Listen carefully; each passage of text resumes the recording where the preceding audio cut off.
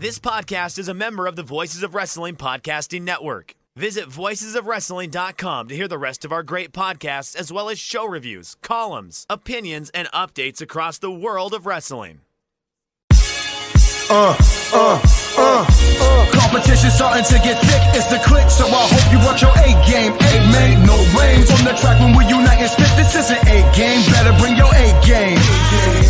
Competition starting to get thick, it's the click, so I hope you watch your A game. A made no rain from the track when we unite. Hey now, it's the Mike and JD show, and I'm your host, Mike Gilbert, and I'm joined as always by JD by Gotta Leave It. How you doing, JD? I look like I'm wrecked. I just looked at myself in the camera. I'm exhausted. We just did a full day of school, had wrestling practice, did a broadcast for our basketball game. I'm exhausted. How's your balls? Yeah, they're swollen and tender. Dude, they're so huge right now. They're like protruding through my shorts. It's unbelievable. It's like I've never had this problem before.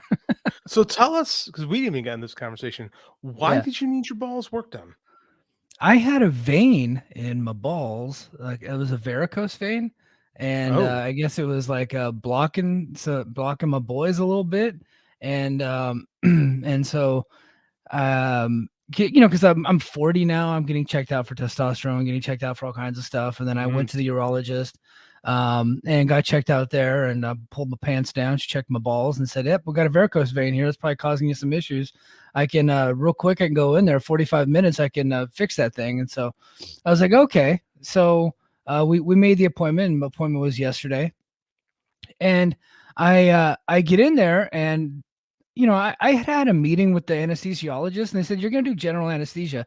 Now I don't know why I thought this when they said it at first. I thought that was going to be a local anesthetic. I thought that they were just going to, give me like a numbing shot, and then go do the deal. Though in my head, it was kind of like a similar procedure to a vasectomy, just the opposite, right? So I go in there and they hook me up to an IV, and they go, "Oh no, we're putting you out. There's no way you could be awake for this." I was like, "Really?" They go, "Yeah, nobody told you that?" And I was like, "No, can I talk to my doctor?" And my doctor comes in. She goes, "Well, Mike, I told you that it was general anesthesia." I was like, "I thought that meant I was getting a shot, not going under." She goes, "No, we have to put you under. Like we're gonna cut into your groin and stick a tube down in there and go through into your ball sack and fix your vein." I was like, and then we have to have like a camera, like some type of camera thing, a scope or whatever. And I was like, "Oh my gosh!" So they and I was like, "Well, what are you guys giving me?" They go, "Oh, fentanyl." I'm like, "Oh, the thing that's killing everybody." Okay. So yeah, they gave me that, and they gave me some gas, and then I woke up, and I think they gave me an extra heaping dose of it because I was in quite a bit of pain when I woke up. But I'm doing fine now, except for like the swelling is just out of this world. So I have to I'm taking a break from ice in my ball sack to do this podcast. I can't bitch about being tired. Yeah, I've literally been in my recliner all day with ice on my balls. My balls are fine. So I gotta just move on with the show. I'm sleepy. Yeah. Well, if you guys are wondering, I think my my sperm will be swimming like Michael Phelps here pretty soon with his new surgery. So probably another little Gilbert running around here pretty soon. I think that's the idea. I think that's the idea. Yeah. You're a madman. You're gonna have another kid at 41ish. I'm 40. Damn it. Well, but yeah, we'll see. Well, I'm just doing math here. Best case scenario, he shows up when you're 41. Yeah, that's what it was looking like. But 40 is the new 30, or at least that's what people tell me anyway. What I'm hearing. So, I'll be 44 in February, so it's like, ugh. I don't know. I feel every bit of 40, especially right now with the way that I'm walking. Oh, I believe that. Some days I feel young. I was saying some days I feel young, like I can go, like I still beat the snots out of the kids when we're wrestling and stuff like that. We had a college kid come in last year, and I was neck and neck still, and I'm like, I still feel good. And then it's some days I'm like, dude, what is this thing on me? Why is this thing growing on me? Like stuff like that. It's like, yeah, when you hit 40, stupid stuff starts happening to you. Like my lower back is sore. I mean, my balls are fine, but my lower back is sore. You know? Yeah. Getting old Yeah. sucks. It really is the worst. But hey guys, thanks everybody for joining us. I originally I had like earlier today, I had some topics and I was just like, the topics are a little bit boring. Thankfully, our man, the guy who's really been our lead story and probably most like he's taken the top spot on our podcast the most. That is one Mr. CM Punk. He made his long-awaited return to SmackDown tonight, and I watched his promo. I thought it was a good promo, and according to my timeline, everybody mostly enjoyed it. And I think that it's a consensus that it was a step above his Raw promo from a couple weeks ago, but it's still probably not your most favorite CM Punk promo. It's half-assed. It's half-hearted. He's calling this in. Sorry, Astro was trying to eat Andy's lightsaber, the one I paid $300 for, so I had to pry that out of his mouth. He's half-hearted, half-assed. He took one. Oh, I punched a guy in the locker room, and the crowd went, "Huh?" They didn't get it. Because WWE fans only. This is what I've been saying for weeks, man. WWE fans only watch WWE, and Tony Khan would sell his mother. Yeah, I know what I said. To get more WWE fans watching his show. And they don't care, man. They just don't care. Right? And it looks like CM Punk doesn't care either. I got jokingly put in our group chat. I'm like, the eyes, Chico, they never lie. Yeah. You know what? I was a little higher on the promo than you are. I thought I was fine. His eyes look normal to me, like they just look like normal eyes, but I think you probably are paying more attention than I am. I was just like I just pulled the video up on my phone. I was like, oh yeah, this is actually a way better promo. He had a little bit more fire. But that joke that he told, the AEW references, when he hit the line, he was setting it up for a little while too. And I kind of at this point knew where he was going with it. And then he hits the line and nobody cared. It was the weirdest thing. It reminded me of the Bobby Fish thing, of the where's the lie? Yeah. I was like, God damn. He got a lot of CM Punk chants. Like they still liked him, right? He was still over with the crowd, but some of the lines that was really the only line that I felt like didn't hit. But he went after Roman Reigns a little bit, and the crowd got into it. He talked about his history with Heyman. Crowd got into it. So I think he's going to be fine, but he's not going to be. It's not your grandpa CM Punk, right? It's not. It's not the one that we loved. Yeah, he'll be fine, but it's like. The fire, I joke. I also say, this fire does not burn or no longer burns. Like he just seems like a guy there, right? Like he's over, but I mean, like, I don't even think he's as over as LA Knight. I don't know. I wouldn't go that far. I don't know. He seemed to get. He was getting a ton of chance, and then every time they did a backstage segment, because they all you don't have to watch SmackDown, by the way. You can just scroll through the timeline, and everything is clipped for Twitter. Yeah. So that's what I do. Every time he appeared on screen, and even he appeared on screen with Randy Orton and Eli, I almost call him Eli Drake, but LA Knight. And Randy Orton looks like the hugest man in the world standing next to both those guys. I always thought LA Knight was a really big guy. He is like a cruiserweight standing next to Orton. Orton's huge, man. But I felt like, like as soon as they panned over to Punk in that shot, they always do they have their close up of Orton, and then they pan over to LA Knight, and then here comes CM Punk into the screen. CM Punk got the biggest pop of them all, right? Like he's still a big star. He's a big star, no doubt.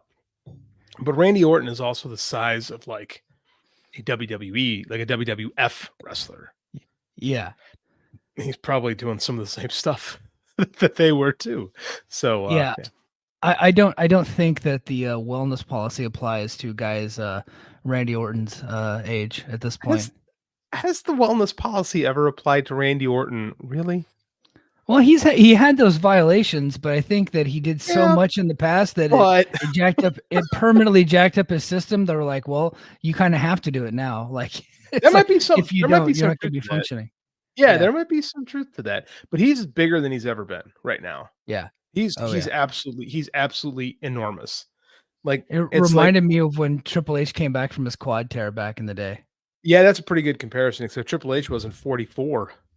You know, like Yeah. he's old, but he looks amazing. Like because remember we had like mid 2000s Randy Orton was like when he was failing those wellness policies, he was juiced out, but I don't think he was this jacked. Like he looks like the slim Orton that we've known for a long time, but like huge.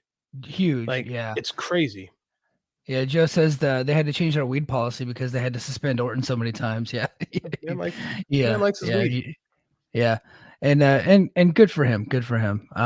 Whatever it takes to get by. But man, so speaking of WWE, my original top story, and I thought this was something interesting because I felt like, we had some conversations with some of our friends in the media. We were, is it possible? Is it not possible? But Okada going to WWE seems to really be picking up. And did you get a chance to read the Observer today at all? I did.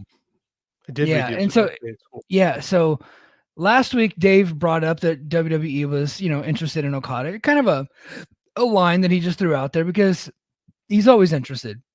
And then Sap runs a story about it, and then Dave says, well, they're always interested, and his contract, everybody's contract is up, after January of February 1st, 2024, same as Will Ospreay, right? Well, it just seemed like they're even more interested than ever before, and they're making a big push, and it looks like Okada might also be interested in going there, and would be the first time that there's ever been expressed interest. I don't know if they're as interested so much as Okada is interested. Like, and it seems like he's just interested in an American company now too, because the talk is he's interested in the other place as well. So, there's a lot of factors I think to take into consideration here. I think what's happening is he saw what Will Ospreay is getting to go to AEW and says, work circles around him. Where's my money? Right?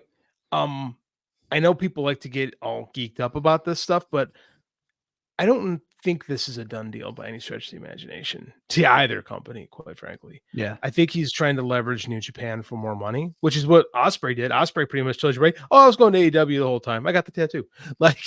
But he hired Barry Bloom to leverage Tony Khan out of as much money as possible. I think that Okada is trying to leverage Bushi Road. His wife's a major star over there. Like she does voiceover work. She's an actress. She's got her own career. They have young kids. Uprooting them and moving them to a different country with a completely different culture is a big change. I know we could say, well, Nakamura did it.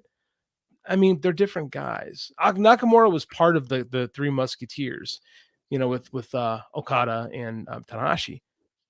It's different with Okada. Okada is the guy. And Dave put this in the Observer too. It's interesting. No lead Japanese stars ever left for the US. Like Muda had a big run in WCW, but he, that was an excursion basically, right? He came back as the Great Muda and was a main eventer when he returned. He didn't leave a main eventer. This would be the only guys who are done closest is Nakamura. Coincidentally, he's getting a push now. Yeah. I don't know. If I'm a betting man, what?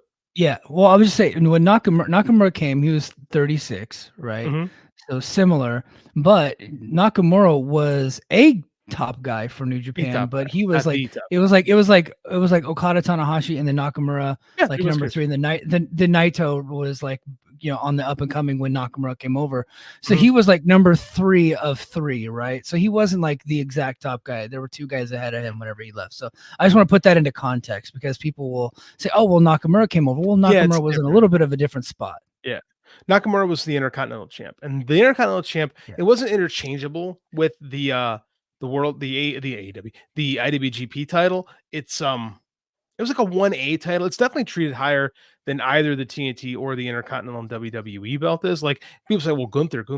I mean, Gunther's having a great run. Don't get me wrong, but Nakamura is selling out shows on his own. Like Nakamura is Shinsuke Nakamura. Like it was a big. I remember in 2016 when he signed with WWE. It was him and AJ and the Money Grubbin brothers.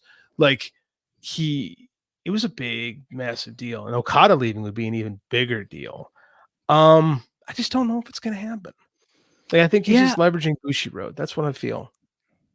I don't see him leaving either, because of all the reasons that you had stated. And the least important reason is that he's the top guy in New Japan. Top guys don't leave New Japan. I think of the reasons you stated, I think that's the least important. I think the most important is He's got a family with young kids, and his wife has a whole career.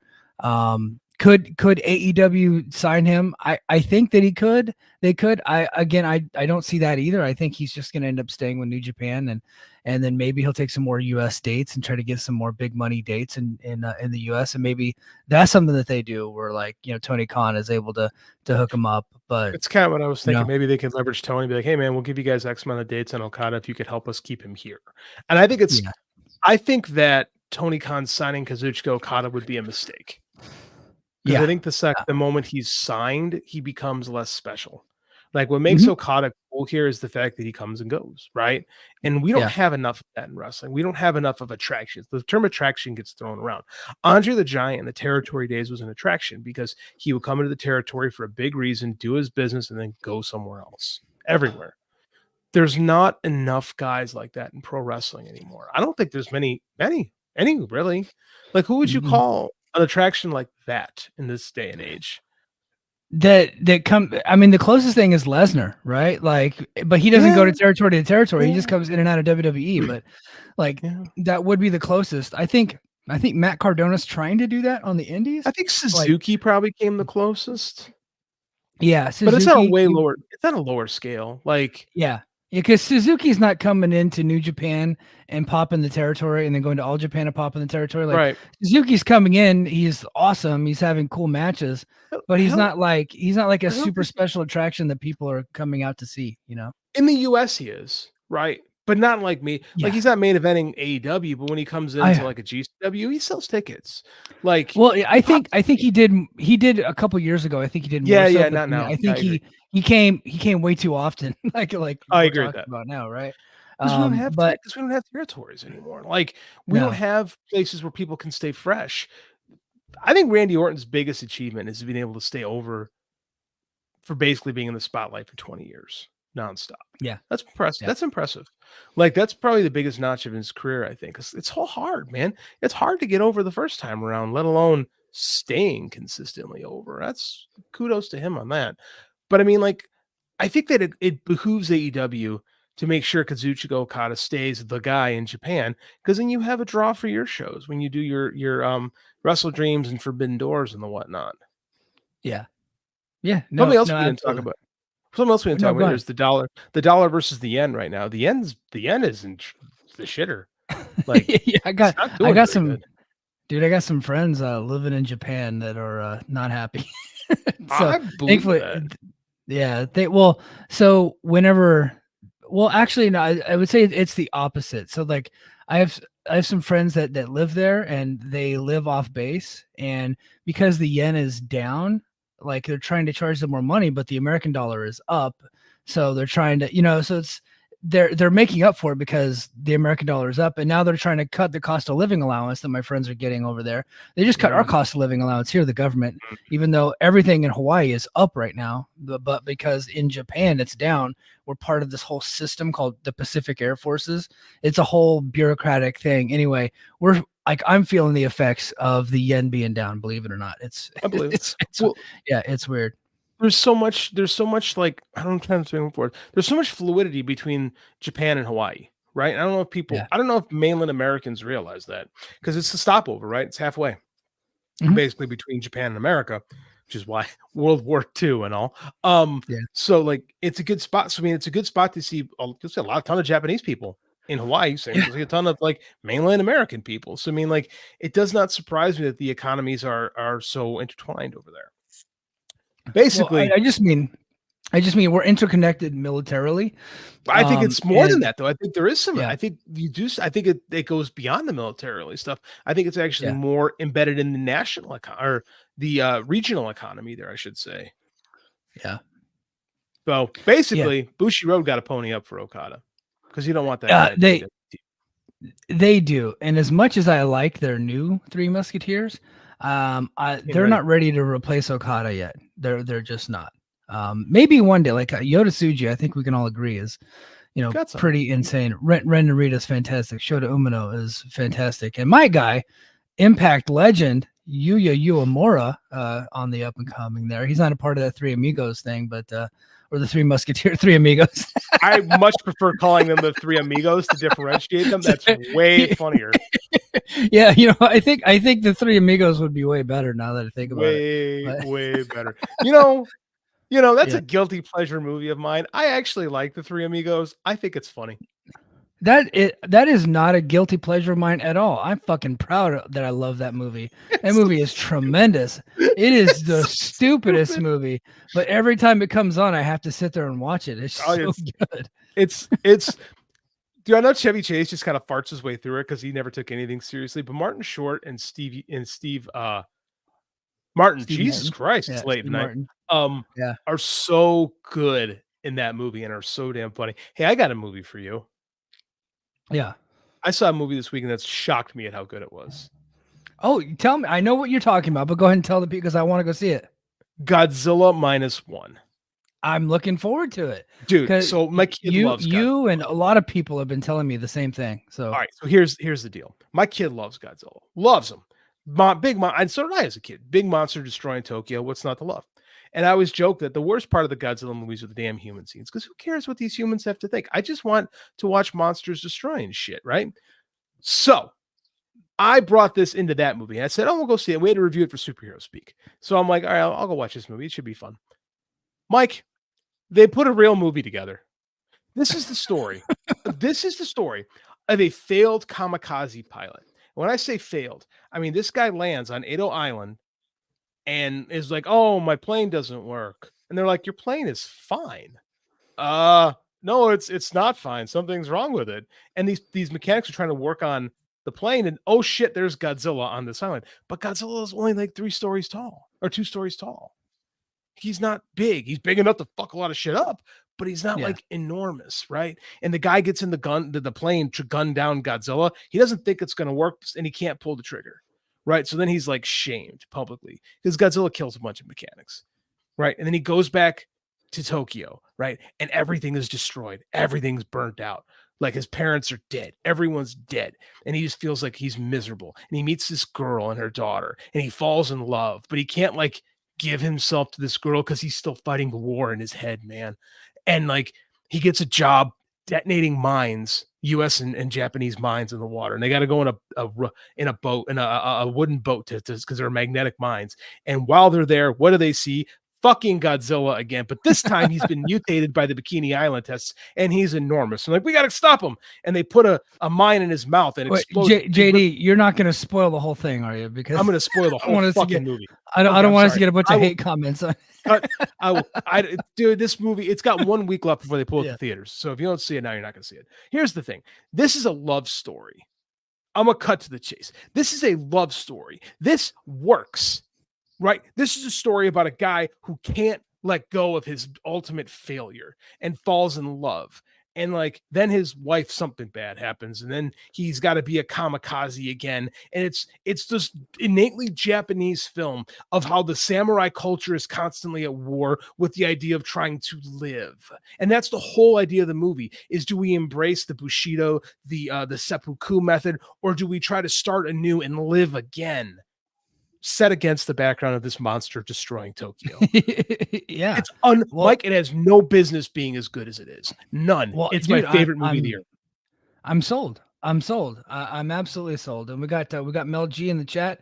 Mel, you saw Barbie? I have not seen Barbie, and I don't think I'm ever going to watch it. Now, look, and people that like to watch Barbie, I'm cool. No problem. But when it comes to the movies that I like, I'm about as toxically male as it gets. I want to see Stallone fucking shit up. I want to see people telling mean jokes, right? I want to see explosions, jokes, all that stuff. I want raunchy stuff. Barbie, not for me. Not a Mike Gilbert movie. I'm less meathead than Mike. Not much, but less. I have a film degree, so I plan on seeing Barbie, but that's a Michelle movie, not a JD movie. So if she wants to watch a movie, we wait till it's available on streaming. If I want to see a movie, I go to the theater to see it immediately because I'm a theater junkie. I love going to the movie theater. She doesn't. Like, she'll go see the Marvel movies at a theater because she likes the spectacle of those movies. And she likes those movies. But we've already committed that when Barbie is on streaming, because Andy, I'm not watching Barbie. I've got a 7-year-old. You can't question his masculinity right now. So Yeah. we'll see it. I haven't seen it yet, but good things. But I'm gonna be honest with you. I don't think it's gonna have the heart of Godzilla Minus One. I can't believe I just said that. Well, not many things are going to be as good as Godzilla Minus One. Iron Claw getting some rave reviews, man. And some friends of mine went and saw it in the theater because it's out. And then I actually checked. It was here in Hawaii yesterday, and it's already gone. It's going to be gone for 2 weeks. They did a pre-screening all over. And I think part of AMC Theater or something like that. They do that so they can get an Oscar contention for the year. Right. Yeah. They do this a lot with those movies. They give them a quick release so they can say, this movie came out this year, so it can get a little bit of the Oscar buzz going. I know there was a bad review that Dave had posted of it. Someone had saw it. And my vibe was it wasn't 100% historically accurate. So then Dave kind of shit on it a little bit, and that became the narrative. But every like real film person that I've heard from is like, this is an amazing piece of film. And I am so excited to see the Iron Claw. Me too. And I got to give some advice to people that are hardcore wrestling fans that probably know that story pretty well, like you and I. Did you listen to the Laps fan cover it? It was so good. So in depth. They did the lamentable tragedy of World Class Championship Wrestling. I saw the Heroes of World Class documentary, saw the WWE documentary, saw the Vice documentary. I love this story, but when you go watch the movie, it's not going to be 100% accurate because they have to crunch it down to about a 2-hour time period, and then they got to sell it to Hollywood. And most of Hollywood does not care about the true story, right? So some of it is going to be Hollywoodized, and you got to just get over it. That's what happens with these movies. And some people just can't seem to wrap their brains around the fact this is a movie and not a documentary. You know what I mean? Well, okay. Most documentaries aren't. Documentary is not journalism. Right. All documentarians are telling a story, and not 100% of the real story makes it to any documentary. That's just the nature of storytelling. And when you're telling a story, real life doesn't follow the beats of a story. It just doesn't, which is why real life sucks. The movies are better. So, I mean, like, it's not going to work that way. Yes, they cut Chris Von Erich because, let's be honest, Chris Von Erich didn't matter. It just won. It was just the icing on the tragedy cake. I mean, like, I honestly Fritz didn't even care about Chris Von Erich. That's accurate, actually. Fritz did not care about Chris Von Erich. And like, I think, there's another brother that dies. Come on, that's too much. I mean, like, it's gonna get Mike, right, and Carrie, and that's like plenty. That's plenty of death in a film. Like, it's apparently they cut Lance Von Erich out of it, so old MJF didn't make the final cut. Can I be honest with you? I'm shocked they had Lance Von Erich in it. I don't know why they would have had, because he was such an unimportant, like, nothing part of that story. Well, I got what they were trying to do, because they were trying to, they wanted to bring in a Lance, like a Von Erich cousin. It was supposed to be Waldo's son. It just didn't work, but it really doesn't have anything to do with the tragedy of the story. I think they brought him in, so they bring in Lance when Carrie loses the foot, right? I don't know, maybe some people listeners don't know that. Kerry Von Erich, when you saw Kerry Von Erich as the Texas Tornado in WWF in the early 90s, he didn't have a foot.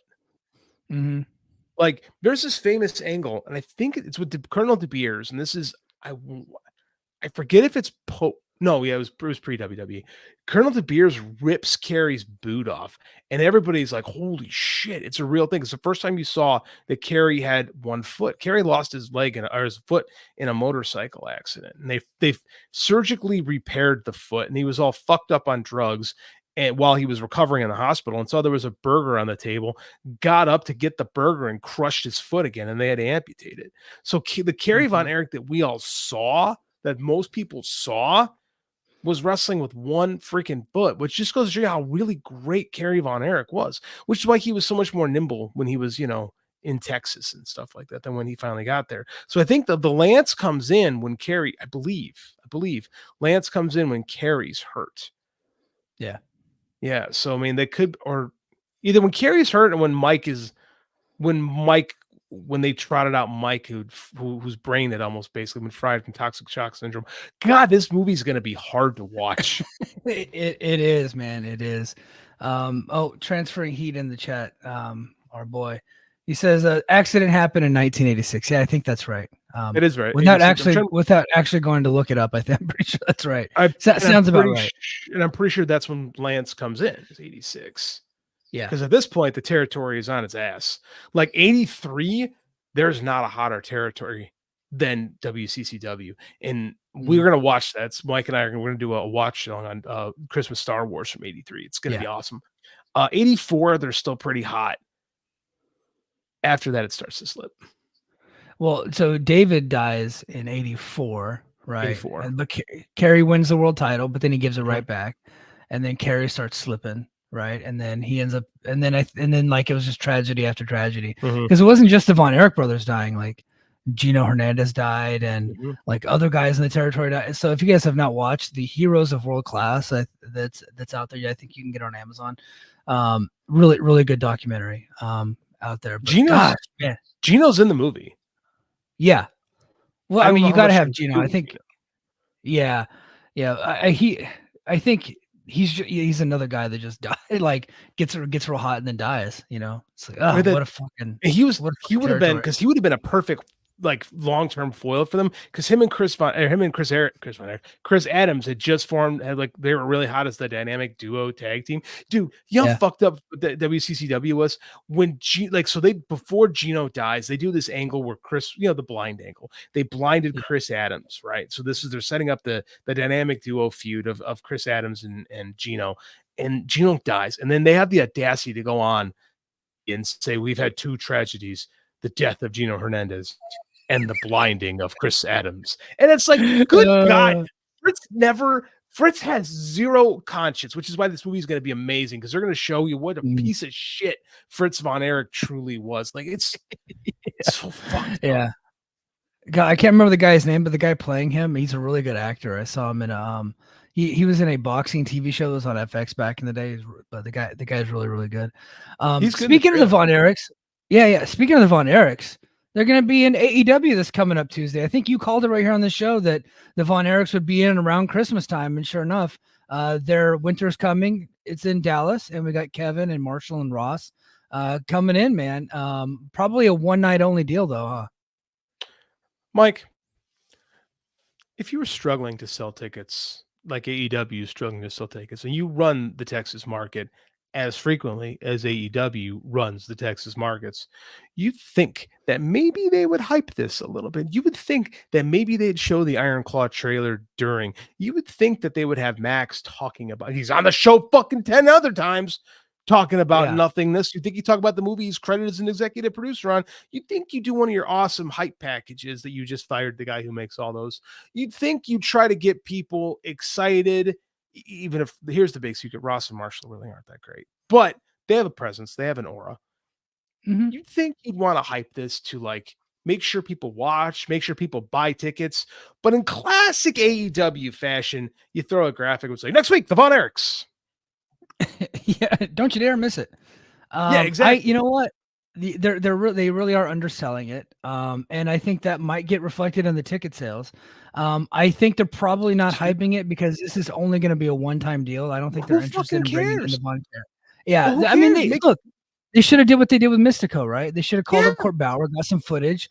Like TNA's got a little bit of footage on these guys where they were in Texas. Noah does. Kevin doing the claw.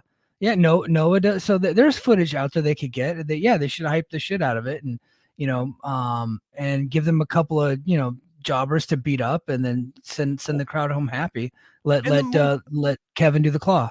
The movie's an A24 movie, so it's not even a big studio thing.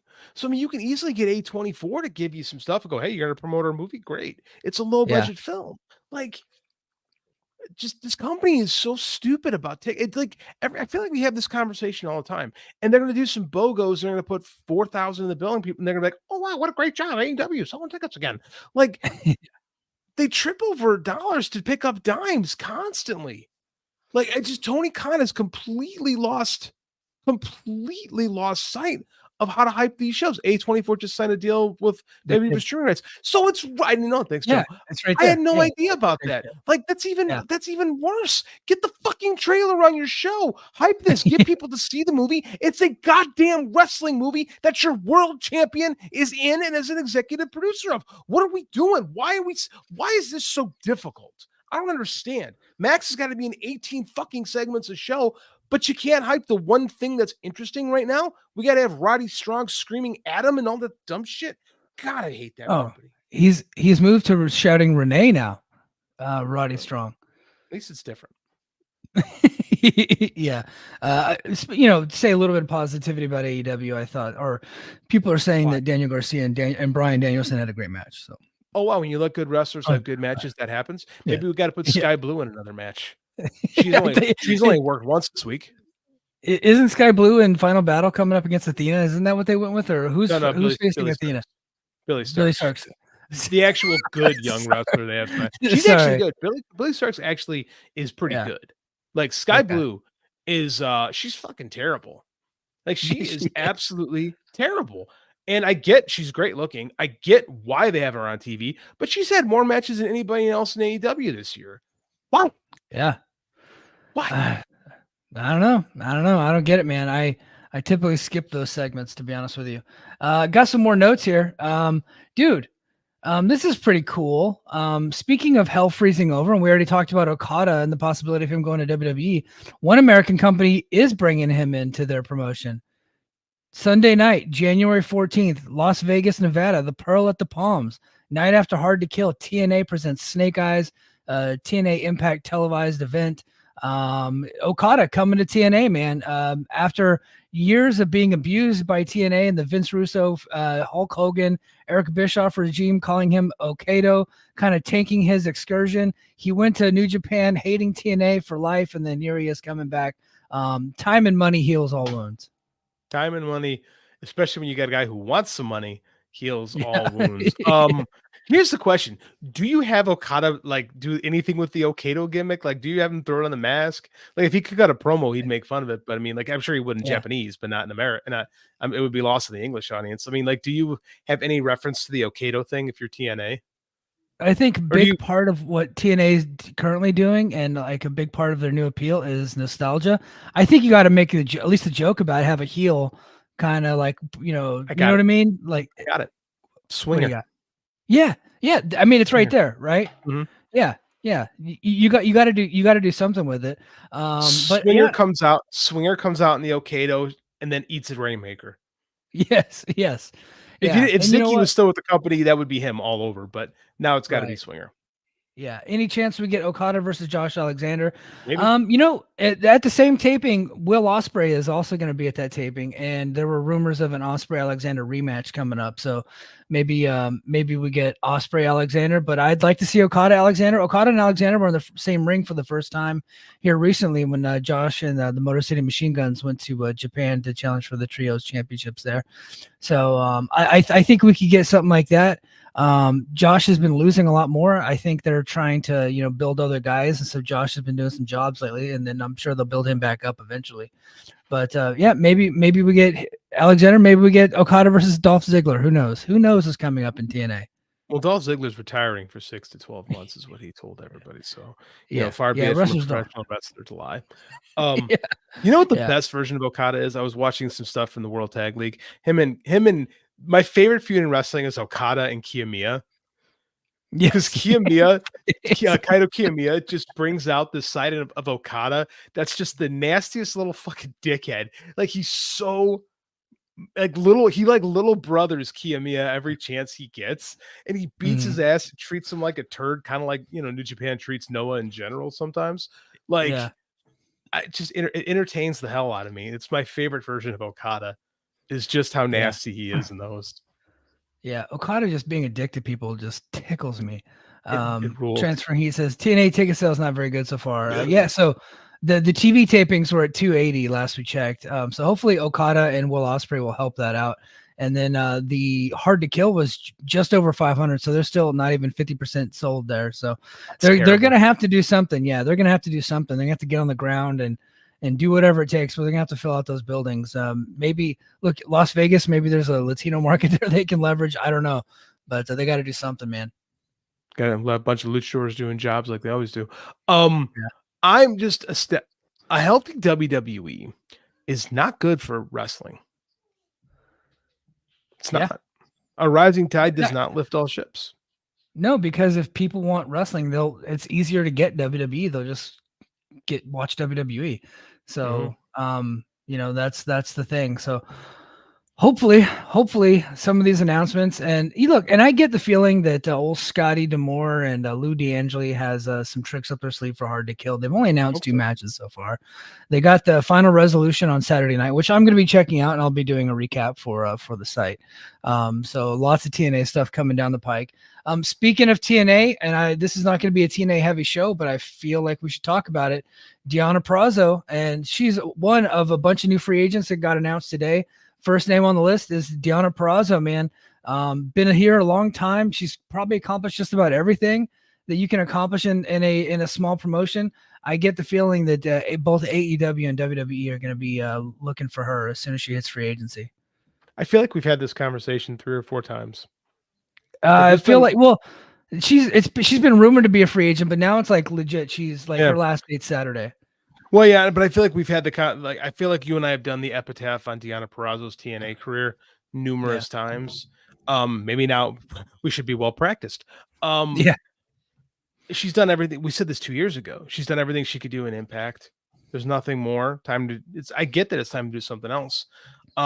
Here's the thing. There's a lot of women in WWE right now. Yeah. Right. And there's not a lot of spots in AEW because you get the 1 match per show. And God, that's the killer, right? Like AEW would be a great spot for her because of her style. I think she can have really good matches there. I agree. But they just don't put enough women's matches on the show, right? And so the women's and the women's matches they do put on are oftentimes bad. Yeah.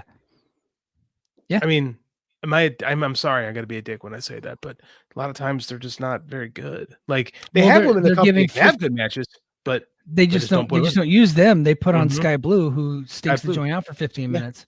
That's right. And Tony's super over right now. Like I cannot say that. I don't hate the gimmick as much as a lot of our brethren do because it's mid card, it's whatever. But like, and if she doesn't wrestle the gimmick, it's fine. When she wrestles the gimmick, it's stupid. But Sky Blue is on the show every fucking week, and she's really bad.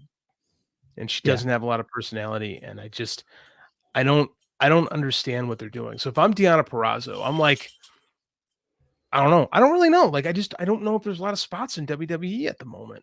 You know, like, I don't see it because they're trying to figure out what they're doing with Jade still.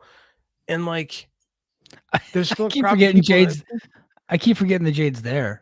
Well, it's funny. I was listening to the flagship with Rich and Joe, and they brought up a good point. Like WWE was like all the idiot, the blue check marks on Twitter, your Julian Weekses of the world, were like day 1 star in WWE, and they put her on that they had to come out of the Hummer, and she was in a throne, and then they're like, well, she clearly doesn't know how to work, and it's like, oh, but you signed her, so like. You try to put one over on AEW, but you just paid a lot more for someone that you admit, like it's actually. You talk about this a lot with like the Adam Copeland things. Like, well, they got him, they WWE scammed Tony into spending more money. I kind of think Tony did it a little bit with Jade. Yeah, she'll be a star eventually, but it's like, you got to wait. Like, if they put her in NXT, it's like, okay, well, she's not very good. And we have to admit that. So they have to get her like main roster ready. But everyone keeps telling me that like, well, she doesn't have to wrestle to be a star in WWE. Well, if that was the case, she'd be on the show now. She's not doing anything right now. No, she's not doing anything right now. While, they're trying to convince us that Brian Pillman is like special. I'll know the machine is working when our buddy Salty Scott tells me how great Lexus King truly is because he just loves eating up the WWE ice cream. He loves it. Well, he'll believe that he's great when the announcers tell you that he's great, and then he'll. Vic Joseph says Lexus King has finally come, and then we get this guy's cooking. That I stole Joe Lance's bit there, but that's what's going to happen. So. Hammerstone, I think we've already talked about Hammerstone, but he announced it today, like legit, he's done with MLW. He's coming to becoming a free agent. I don't see AEW in his future. I don't think that he's famous enough and well thought of enough to go to WWE and not do the wellness policy. So I'm thinking TNA. Like I think he's like TNA bound. I would like that. Hammerstone's good. He'd be a great pickup. Here's my thought though, like. Neither one of us would have pegged Eli Drake as being WWE bound at 39. Yeah. And now he's one of the biggest stars in the world. So I wouldn't put them signing anybody, quite frankly. Nothing would surprise me. I think LA Knight has infinitely more charisma than Hammerstone does. Absolutely. You know what I mean? Absolutely. So, and he's been working a WWE gimmick for a long time. Now, Hammerstone has just been cosplaying Hulk Hogan and Lex Luger for a while. He's just 6 inches shorter than those guys are, but he's doing his best. Yeah, and Joe brings up a good point. Hammerstone and MJF are pretty good friends. I don't know that they're really good friends. I know they were in a faction there in MLW for a little bit. They are? Okay. I get to interview Hammerstone back when I was with Fansided, and this is when MJF just first started showing up on AEW. He was praising him up and down. MJF always retweets Hammer. What I was surprised, the biggest surprise of Hammerstone announcing this is because to me was that Richard Halliday showed back up in MLW. He's taken Hammerstone's spot in the WTF, the World Titan Federation stable. Yeah. And Court's completely lost the plot. So I know he was backstage in a couple Dynamite shows. Like, I'm surprised nobody kicked the tires on Richard Halliday. WWE or I felt like his story of beating cancer would have been something that they would have wanted, because he's a good enough wrestler, right? And I think he's a good promo. Fine. He's probably a guy that you would have as a manager, eventually, like a manager that can take some bumps. You know what I mean? Yeah. That is true. He is pretty tall for a manager, but I still think that could have worked. But he's got some charisma. He's got like a little shit heel, kind of a Bobby Davis type manager type of gimmick. You know what I mean? So he does the AirPods. I think that's pretty funny. But the problem with Holiday in AEW, I always thought would be like he's so much like MJF, but the MJF character is completely different now. Well, not completely different, but different enough now that maybe I don't know, man. I could see. Well, let's be honest. If Max tells Tony to sign Hammerstone, he's getting signed. Yeah, but I don't know if that's a good move for him. I'd rather see him in TNA. Yeah, I think so. Because I feel like, Dave had it in the Observer today that AEW has 142 wrestlers under contract. If they were to hire me to be an executive to run that promotion, the first thing I would do is get rid of about 45. I'd probably shit can about 45 of them, keep my top 100, then everybody else can just be brought in on certain dates, just like to supplement TV shows. But I'd cut like 45 of them. Sorry guys. Nobody's producing at a high enough level to be under contract to have that many people under contract. It's ridiculous. It's not like when Dynamite was only a 2-hour show. They have 5 hours of TV. And I feel like you could be better utilizing that roster, but maybe you can't. I mean, like 142 people to have under contract is a lot. And some of them, like a Megan Bain, who's in Stardom right now, I think you keep her under contract. She's not producing for you right now, but she's on excursion getting better. Yeah. So you keep her. But Matt Hardy and Jeff Hardy are bitching about their push right now. And Jeff Hardy almost killed somebody. So I'd say bye-bye to the Hardy brothers. And you know who else I'd say bye-bye to? Is Andrade. This guy. Yeah, transition. That was on my list. He is talking about becoming a free agent. At least it got leaked to the Observer that he thinks he's going to be a free agent soon. Some people think maybe over the summer. Some people think even sooner than that. He's just a guy that's never been happy there. He's just got to go, right? Did you see the CMLL results from tonight? Andrade is doing a run with CMLL again. I'm not sure if he's La Sombra again there, but he's coming back to CMLL for a brief time. Dave said it could be something permanent. It could be a stop off if he goes back to WWE. Here's the problem with Andrade is I don't think he's going to get pushed in WWE either, because you got the younger, better version of him in Santos Escobar. Yeah, and I think it would be he would be right where he was when he left WWE before, which is not doing much, right? So I don't know that he's going to be better off in WWE. He was just a guy that, if he would have just probably had a better attitude in AEW, they might have pushed him more. But, he had that issue with Sammy Guevara where he slapped him and and he did it on purpose to get fired. Who among us has not wanted to slap Sammy Guevara at least 3 times? And I think everybody at least 3 times would Come want on, to slap him. But yeah, come on, he's just got a very slappable face. But totally um, slappable face. I'm sure his newborn has slapped him in the face at least 6 times by now. yeah, but yeah, I don't know. But No, I'm Andrade, wrong. Joe says Andrade's 5 years younger than Santos. I stand Joe corrected, sir. Joe's one of Is those that true? he's one of those dickheads that looks stuff up and like fact checks us, which is a real I jerk move. stand, I stand corrected. But Yeah, like it just, I and guess, isn't. Yeah, I guess and just being transferring around. heat makes a good point that Santos also can speak English, and he cuts really good promos in English. Santos does. But So he also says Triple H did push Andrade. He pushed him in NXT. he Everyone did. gets Yeah. pushed in NXT, but everyone gets pushed in NXT, right? The problem with everybody getting pushed in NXT is that everybody goes to the main roster, and you can't push everybody that gets a push in NXT. Like Yeah. it doesn't work that way. I don't. Well, they get pushed and then they get brought up to the main roster, and like so the next crop gets pushed in NXT to get to the main roster.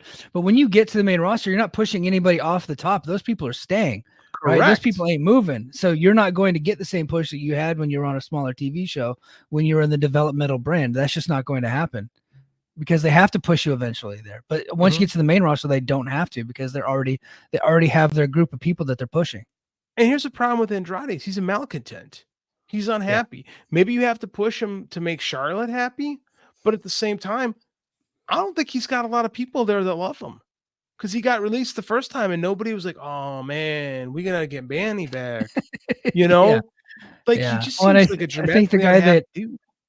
Yeah, and his old buddy Murphy was the guy, like they were like friends or whatever, and they got released together, and then they both went to AEW.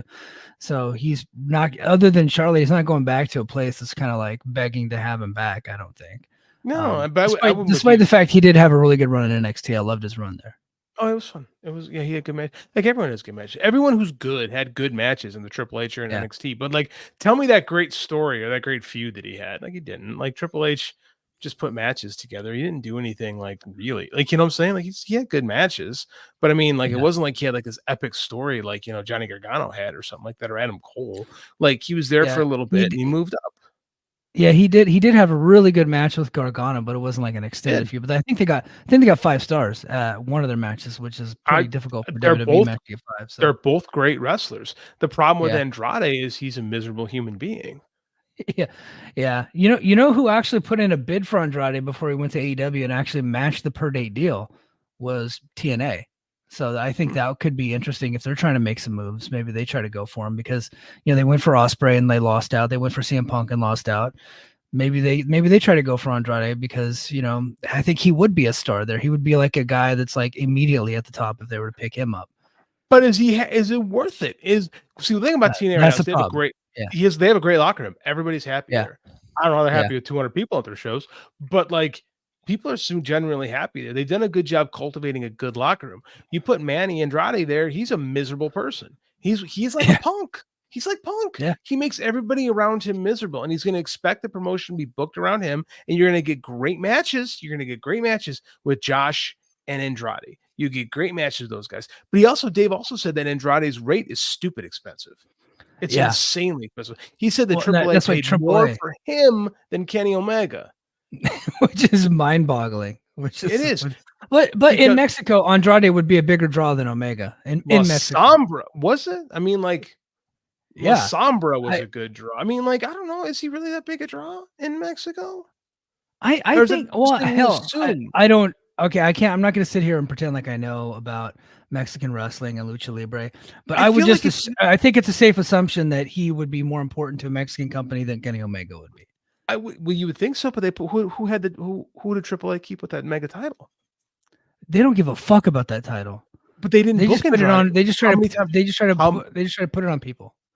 It's been on by Kingo for like a year and a half. So we can say that about, I mean, like for a long time, I would agree with you, but that title has been on the best worker in the company for the last 2 years, basically. Yeah. So, but that's my point is like, if Andrade meant a lot to their business, wouldn't he be there more frequently? Oh, yeah. 2 shows. Yeah. Well, he apparently, not worth the money that he was asking. Clearly. He ain't Psycho Clown. Yeah. I know this bothers Nobody's American Psycho fans. Clown. Vikingo's But not even Psycho Clown. That guy That's is true. over like Vikingo's not crazy. Yeah. no, for sure. But I mean, that's the thing though, is we assume all these guys go back and they're going to be huge draws. But Andrade wasn't a AAA guy to begin with, and AAA is different than CMLL, right? Yeah. They run different parts of the it's different. So I mean, like, I think we just assume because he was on WWE TV that he would mean something. He hadn't meant shit in AEW.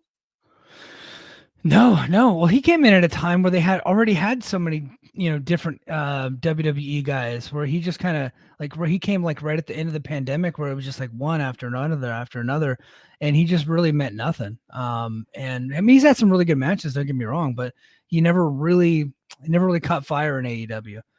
King of the North, checking in on JD. JD hasn't lost his mind yet. Not yet. It's gonna happen eventually. It's coming. Yeah. I did praise a love story in a Godzilla movie for a good 20 minutes. So depending on your opinion of whether or not I've lost touch with reality, probably, reflected there somewhere. I don't think this CMLL thing will be interesting because CMLL is on fire this year. They've been drawing really good houses. Mystico still means something as a draw. Soberano Jr. is really getting hot as a heel right now. Like they got Tessa something. Blanchard is over there killing it. Lucha Doncic. Shout out Lucha Doncic. He's been on the Bring Tessa Back to America train. Did you read Dave's review of her match saying nobody cared? They said it would have gotten over in the US big time, but nobody in Arena Mexico gave a shit. Yeah. I thought that was hilarious. I thought that was absolutely hilarious. CMLL is kind of carving out their niche for bringing in the canceled wrestlers because Flip Gordon, as King of the North just said, he's a full-time guy now. Is Flip canceled or is he just dumb? You know what? I thought he wasn't canceled for any like abusive behavior, but during the pandemic, people were pretty done with him because he was the anti-vax guy or something like that. Yeah. Well, it's like one thing to be like not want to get the vaccines, like okay, that's your body, whatever. But he was like actively attacking people for wanting to get it. Oh, he's that kind of an asshole. Okay, yeah. And for like wearing masks and stuff, like he was like going on Twitter. Yeah. So he was like one of those guys, It's like people were losing their minds during COVID. I know, man. I know. A lot of people. I lost a lot of respect for a lot of people during that time, and I didn't really care if they got the vaccine or not. But if they were like took a strong position and they wanted to demonize somebody else because their position was opposite, I was like, I'm not with you. I can't do it. So I learned during COVID because of people like this. I learned the greatest thing on Facebook because, like, on Twitter, I found that I've met a lot of people that I've had good conversations with, and I typically have good experiences on Twitter. On Facebook, I've learned to hate lifelong friends. So what I decided to do, because I was getting miserable on looking at Facebook, I unfollowed every single person on Facebook. I don't follow anybody. I just follow brands, groups, and I post pictures of my kid, and I don't interact with anybody. Yeah. And I don't, and I my Facebook time was cut in like, it was cut by like 2/3, right? And I don't see anybody's stupid bullshit because on Twitter it's shorter and it's mostly wrestling or comic book curated from my end. And I don't have to read what my dumbass cousins think about anything or my dipshit sister. My sister's a complete dipshit, by the way. So I mean, like, shout out JD's sister. She's a fucking moron. But I mean, like, it's just the best way to do it. Like, so if you Facebook friend request me, I'll accept, but I'm never going to see a single thing you write. I don't follow anybody. I don't follow my wife, and she don't post anything, and she don't care. She knows my plan. That's genius level stuff. All right. Lastly, before we get off here and before we head over to overtime, Bryan Danielson has been accused of fining wrestlers for their social media activity. And somebody was saying that Mike Santana was one of those wrestlers because he's another malcontent who's trying to get out of his contract, apparently. And apparently he's got 6 weeks left. I don't know if that's true or not, but that's just a rumor that's out there. But you know what? Okay, look, if AEW is fining their wrestlers for being stupid on social media, about time. Yeah, I agree. I think they need to, look, I get free speech and but if you're going on there and I know they're independent contractors, right? But if they're actively going on there and bashing the company that they work for, I think you got to clamp down on that type of behavior.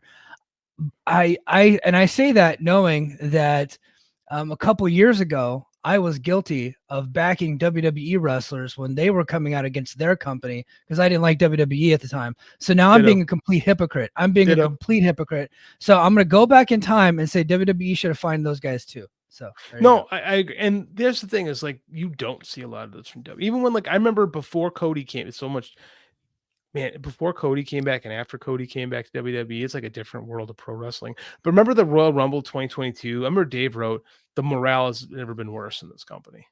Right. But you didn't see them going on like Kevin Owens did the coordinates of Mount Rushmore. And that was like it. And that was like all you'd ever see. Like in AEW, you've got, like I said, Matt Hardy's going on there and bitching about his push. It's like, dude, you can't even walk. You haven't done a single cool thing since you've been here. Like, where do you get off like talking about anybody's stuff? Like, no, I'm kind of with, and here's the funny part is the people that are bitching about Danielson handing out fines are the same people that masturbate over old Undertaker wrestlers court stories. Yeah, that's when men were tough, idiots. Yeah, well, here's my problem with it. Why is Danielson even being mentioned? He's just part of like a committee of people. The fines are coming from Tony Khan. But it's Tony Khan. Put the blame on Khan. Don't put the blame, like Danielson's not the one, like here's your fine, right? Like Bob Armstrong used to do in Smoky Mountain Wrestling, on TV. You've been fined $500. That's what he always tell fucking Bill Watts would do in real life. You're playing cards backstage. That's $400. So, that's my problem with it. And I think Khan needs to get out ahead of that, right? Because like one of his top stars is taking the blame and taking the heat for all this stuff. Khan needs to come out like, no, I'm the one. I consult with people. I get people's opinions. I'm finding these fucking idiots, right? I'm doing it. I fired CM Punk, not Danielson. Like, I'm doing all of this. Stop coming out. He did. He went on television and said, I fired CM Punk. I don't know what more he could have done for that. I know, but then it came out afterwards, and now people are blaming Bryan Danielson. You just needs to make sure, like, to reiterate, like, I'm the only fucker that makes a decision around here. Nobody else makes any decisions but me. Here's what's funny is for years we said Tony's got to delegate more. Tony's got to delegate more. So Kevin Sullivan gets fired because Mastery's like, look, we're going to move in a different direction. And it's like, and people are like, why didn't Tony Khan do anything? And it's like, didn't you tell him to delegate? Like, he's letting that guy's in charge of TV. He should be in charge of TV. And Tony just signs off on it. Okay, that's what you want to do. Go do it. Like, that's but how I mean, but run. Yeah. But decisions are made, ultimate decisions, like especially with talent, comes from the boss, right? You don't want like another talent taking the heat for that. You be the one to take the heat for it. Yeah, but it's easier to give the heat to the guy than the boss, right? It's like Vince loved me. Pritchard hated me, and that's exactly, and he's putting himself in like a Vince type position, right? And that's kind of the way I see it. Like, Vince loved me, but Bruce Pritchard fucking hated me, or Jim Ross hated me and fired my ass and fined me. It's like, no, everything, it was Vince. It was always Vince, and it's the same situation here. Mike, what's the through line with that? Wrestlers, they're dumb. Yeah. They are. They're just dumb. Like they're easy to work. Like, it's just, I'm sorry, but it's the truth. And if you're gonna get mad at Brian, if you're gonna get mad at someone like Tony Khan's being an adult in this situation, I give it. I believe me, no one's been harder on his leadership than you or I. He's doing this here, and Bryan Danielson is heading up this disciplinary committee, and he gets to be the guy, the hatchet guy, right? Because I don't think Tony's got an M to be the hatchet guy. So if you can't be the hatchet guy, have someone else be the hatchet guy. It's weird that it's Brian, but I mean, like, I think Brian's respected enough, and I think Brian's respected enough in the locker room for that. If Brian goes, look, I'm gonna have to fine you, I think everybody like, fine, yeah, okay, like that guy. I think of it's like the boys we lost, and I said, I'm disappointed in you, and they were all like, oh, like, I think it's like one of those things where imagine if Punk had that job, people would be like, fuck you, like, they'd be acting like Joey Janela on Twitter, like when he's pretending like what he did in AEW mattered. Ah, man, don't even fucking talk about that guy. I had forgotten all about Joey Janela, that he was actually a thing in AEW at one point. He wasn't ever really a thing in AEW. Like, he was just kind of there. Remember when everybody was convinced that Joey Janela was good because like he booked like kind of fun indie shows that first couple years, and people like, Joey Janela is really good. And I saw him in All In, and he had a decent match with Hangman Page because Hangman Page has great matches with everybody. He had a good match with Kenny Omega. Newsflash. Kenny Omega also has good matches with everybody. Kenny Omega had the greatest squash match ever with Sonny Kiss. Yeah. But hey, guys, I think that's going to do it for us this week on the Mike and JD show. Stay tuned next week. We'll be back on Thursday night. Hopefully my balls will allow it. But we should be back on Thursday night. And head over to patreon.com/the Mike and JD show. JD and I are getting ready to lay down some audio talking about the history, of Sting and Ric Flair, because we got Sting's final match coming up. And so JD and I are big fans of NWA in the 80s and 90s. So we're just going to kind of talk about some of our favorite memories and favorite matches and kind of go through the history of these two guys and kind of riff on that. So we're going to talk about that because they got that big match coming up in Greensboro this coming up February. So that was fresh on our minds. So stay tuned for that. And then I'll also be back 2 times this weekend with Brace for Impact. So I'll record Brace for Impact at some point tomorrow morning, and then another one probably on Sunday, as I'll be recapping a Final Resolution. But I'll talk about tomorrow. I'm going to talk about all about the news surrounding TNA, Okada, Will Ospreay, and then of course they just got their new TNA Plus streaming services coming out next month. Which surprise everybody, that it is actually a part of the Endeavor streaming network. Endeavor, which owns WWE and UFC, is actually going to be hosting on their servers the new TNA Plus streaming app. So I think that's kind of interesting and a little bit wild. Endeavor don't care about those things. They don't. Like this whole WWE Smashing competition is no more. It's like a thing of the past. They don't give a shit. So that's pretty interesting to me. But yeah, lots of stuff to talk about with TNA coming up this week, and hopefully I have a good update on the ticket sales and all of that, and more news and all kinds of stuff coming up. So please stay tuned, and then make sure you're a subscriber to this channel, the Voices of Wrestling YouTube Network. Give us a big thumbs up and share it with your friends. All right, everybody, and until next time. Oh no. Sorry, my mouse just froze. And until next time, mahalo. Competition starting to get thick, it's the click, so I hope you work your A game. Make no rain from the track when we unite and spit. This isn't A game, better bring your A game. Competition starting to get thick, it's the click, so I hope you work your A game. Make